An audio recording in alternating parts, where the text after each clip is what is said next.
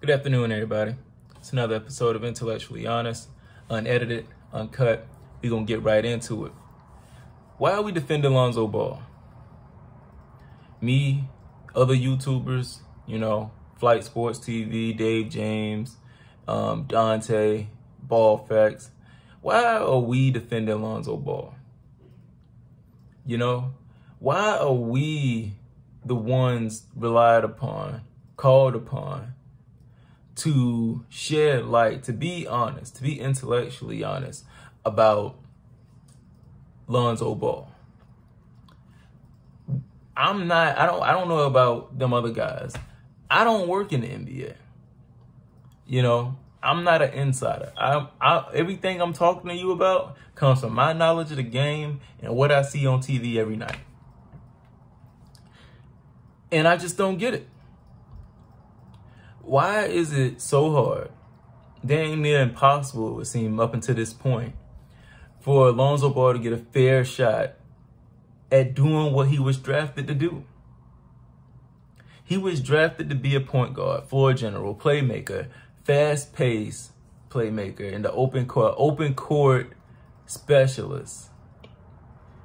And he hasn't been allowed to do any of that except Summer League. Lonzo Ball, if you count Summer League, which I will, Lonzo Ball has had 4 coaches in the NBA. The Summer League coach, I can't recall his name. Is it Fizdale?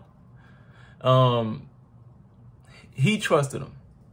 That coach trusted him, and we saw Lonzo Ball win Summer League MVP. Then he gets to the real NBA. Luke Walton don't trust him.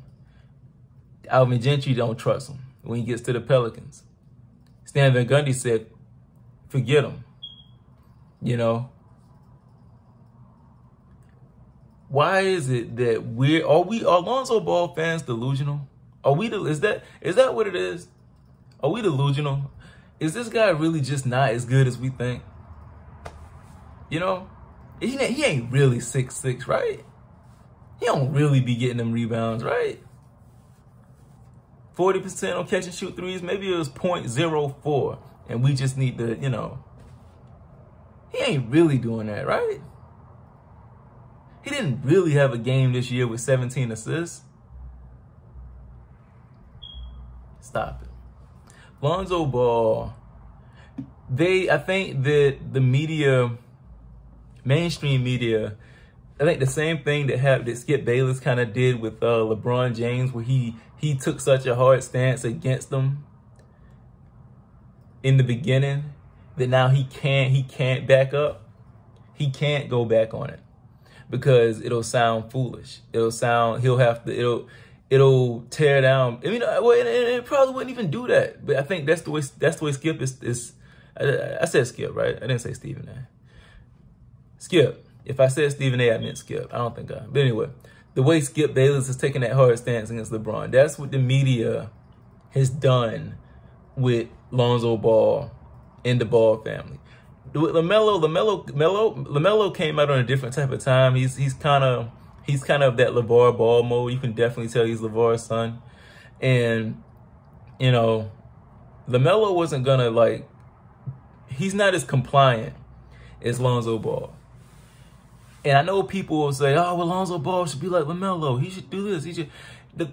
And you can argue that. You can argue that, and I won't hold you. But the bottom line is he shouldn't have to. He shouldn't have to do that. Why can't they see what this kid is? And then they try to convince us. This is how arrogant mainstream media is. They try to convince us, the fans, that he's trash. We can't see it. They want us to second guess what we see with our own eyes. But I'll tell you this. This past season, the Lonzo Ball haters and detractors, they got a wake-up call. I think at the trade deadline, when all those teams came out of the woodworks wanting this dude, I think that was a wake-up call for the detractors, even the ones that work in the league, the coaches that don't trust Lonzo, the Pelicans who thinks that he's not worth the money that he ended up getting ultimately. It put them on notice, and it let people know that that these, not everybody feels the same way about Lonzo Ball. These teams, it seems, is really about winning and really trying to go and change the fortunes of their franchises. They were the ones coming out saying, yo, hey, we could definitely use some Lonzo Ball. And the Bulls, above everybody else, said, not only could we use Lonzo Ball, we're going to use Lonzo Ball the way Lonzo Ball is supposed to be used. We appreciate the fact that you can catch and shoot and be a threat at the perimeter. But at the same time, we know what you do in that open court. We know what you do at a fast pace. And the Bulls came out and they're willing to let him do that. So yeah, why are we defending this dude? You know, you don't defend people that are good and great. I don't have to sit here and defend Tom Brady being a great quarterback. I don't have to defend Usain Bolt being a great sprinter. I don't have to defend Floyd Mayweather being a great fighter. Because you see it, and in your heart of hearts, you can't help but to admit it. But with Lonzo Ball, I don't know what it is. You don't defend great things, great people. I don't have to sit here and tell you that the MacBook Pro is a great computer, that the Yeti is a great mic, that the iPhone 12 is a great phone. I don't have to tell you. I shouldn't have to tell Stephen A. Smith or these experts that Lonzo Ball is a great point guard.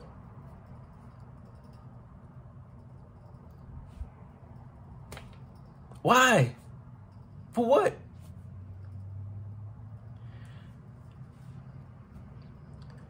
Lonzo Ball, this upcoming season, I think it's gonna. So I got 5 predictions about Lonzo Ball. 1, I think he's gonna put a lot. He's gonna continue to ascend. He's gonna continue to, his trajectory is still on the upward tick. I think that he's gonna win Most Improved Player.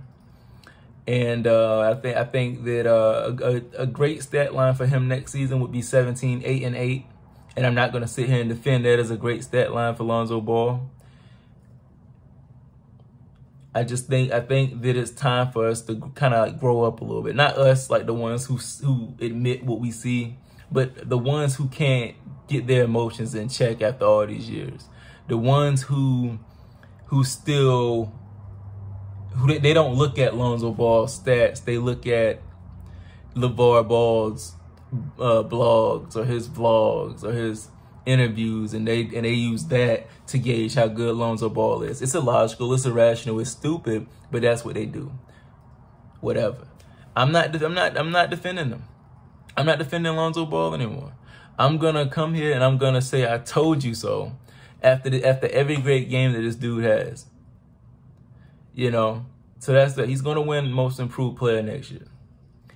Number 2, he's going to get the better of LaMelo Ball in those matchups. They played 4 times. 4 times. Last year, LaMelo got the better of him, but you have to keep it in context. Lonzo Ball wasn't in control of the Pelicans like LaMelo was in control of the Hornets. So that's like fighting somebody with their hands tied behind their back and being like, yo, I beat your ass. You know, it'd be disappointing if you didn't. You know, Lonzo Ball wasn't ever at any point given the keys this past season the way LaMelo was. Oh, you know, in the end, because LaMelo had to deal with some BS too, but LaMelo is a lot more. Like I said, he's a lot less compliant than Lonzo. And, you know, that's what it is. So LaMelo had the keys and Lonzo didn't in their respective offenses. And I think that this season, when Lonzo Ball kind of has more control, they know what they're getting. They want that. They want him to be that. DeRozan, Levine, everybody wants him to be that. Billy Donovan does well with point guards. I think it's going to be a different story this year. I think that people are either going to realize that Lonzo Ball is better than LaMelo, or they're going to realize that they're not that far apart skill-wise and talent-wise, in terms of their abilities on the court. So that's going to be exciting, and that's just going to be something to see. Number 3, Lonzo Ball is going to finally get his respect as one of the top defenders in the league. I know that people kind of referenced him being a great defender, but they don't really talk about it. It's kind of like a afterthought kind of thing, the way they mention it. Yeah, Lonzo Ball, he's a decent defender. He improves the defense. No, this dude is elite. Stop playing. Stop playing. This dude is elite on defense. And I think that he's gonna, I wouldn't be surprised if he ended up on one of the all defensive, on the all defensive team next season. I would not be shocked in the least. And number 4, the Bulls are gonna finish as a top 4 seed in the East. The 4th seed probably. Because like I said before, I said on the previous video, outside of the Nets, the Bucks, and the Heat, who are all these other good teams in the East? I keep hearing people say the East is stacked, the East is this. Who? The Knicks? The Hawks? And while the Hawks probably will be good, the Knicks, they didn't. Does Kemba Walker really tip the scale that much? He was on my Celtics last year. We were a play-in team. Almost. We finished, what, 6 or 7 seed or some crap like that? We weren't.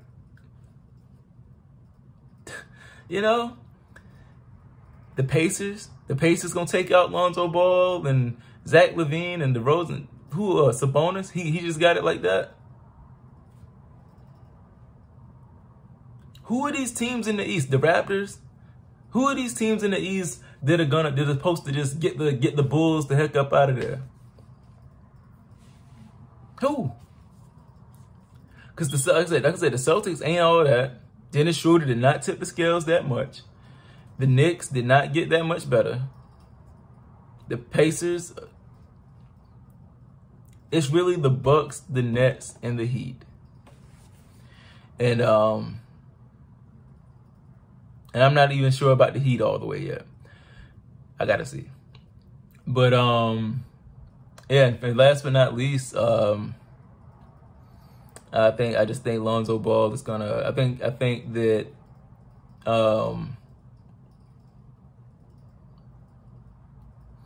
I think he's gonna solidify himself as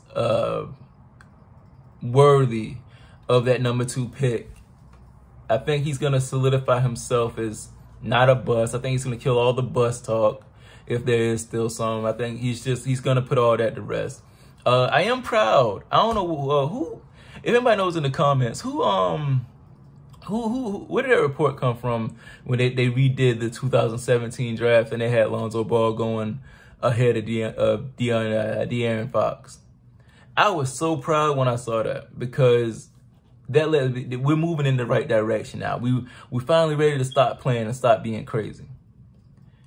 I was happy about that. Like all the capping to saying Lonzo Ball wouldn't be a top 10 pick. Name 10 players with a straight ass face. Name 10 players in that draft better than Lonzo Ball.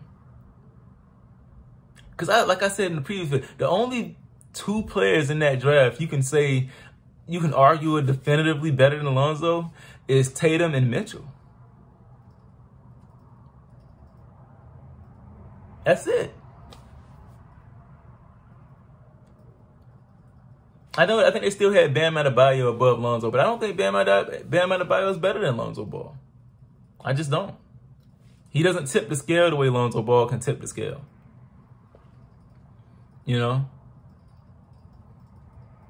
I think that this upcoming season is going to be huge.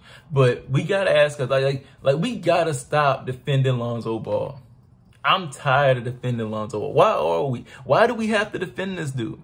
Like, why do we have to, like, nah, he's good. He's good. Why do we have to, bro?